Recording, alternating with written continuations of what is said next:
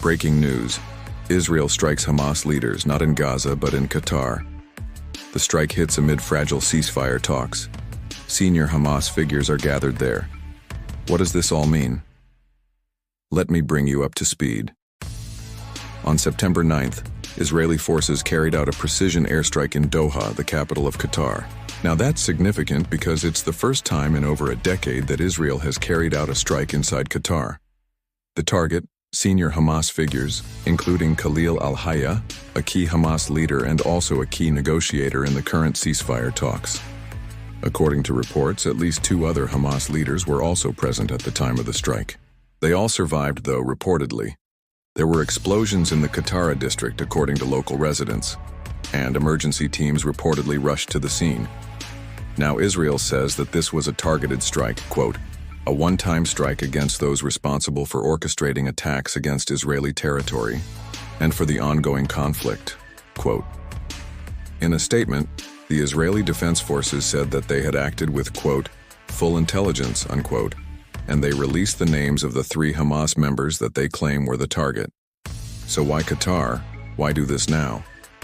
Well, Israel says that these men were involved in planning imminent attacks against Israelis abroad, including in Cyprus and Greece. But let's be clear about something here. These aren't just any Hamas leaders. This is the leadership of Hamas's political wing. The men targeted today are involved in diplomacy. They're involved in trying to secure a ceasefire. One of them, again, Khalil al-Hayya, he's a member of Hamas's political bureau. He's the deputy to Ismail Haniyeh, who's Hamas's leader. He was also the man who led the Hamas delegation in the most recent ceasefire talks in Cairo. So why strike him? Why strike now? Well, we don't know for sure, but it may have to do with a number of things. First, Israel may feel like the talks in Cairo aren't going anywhere.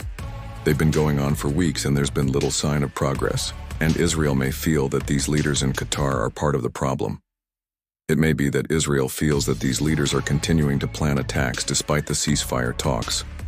We've heard Israeli officials say in recent days that Hamas isn't serious about a ceasefire. They say that Hamas continues to attack and they continue to plan attacks. And today's strike may be further evidence of that. It may be that Israel believes that it needs to send a message to Hamas, show that it still has the ability to strike hard even in places like Qatar, which until today Israel hasn't struck in over a decade. Perhaps it's also a message to the international community, to the Egyptians and the Qataris who are hosting the ceasefire talks. Until now, Israel has largely stayed out of Doha. That's where these talks are being held. That shows the world that Israel is willing to go after Hamas leaders wherever they are, even in a place like Qatar, a relatively safe country, a U.S. ally in the Middle East, the home to some 15,000 members of the Qatari royal family.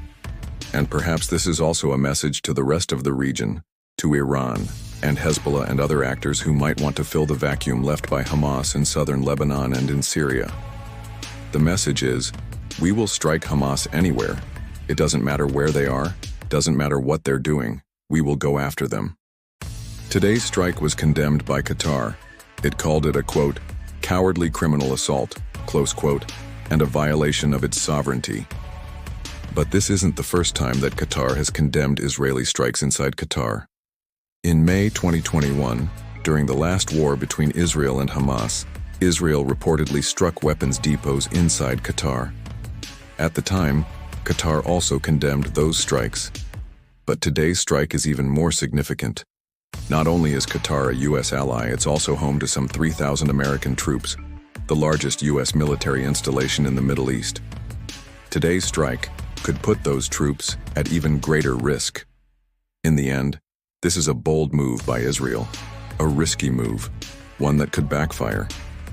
It may shake up the ceasefire talks, threaten to derail them entirely.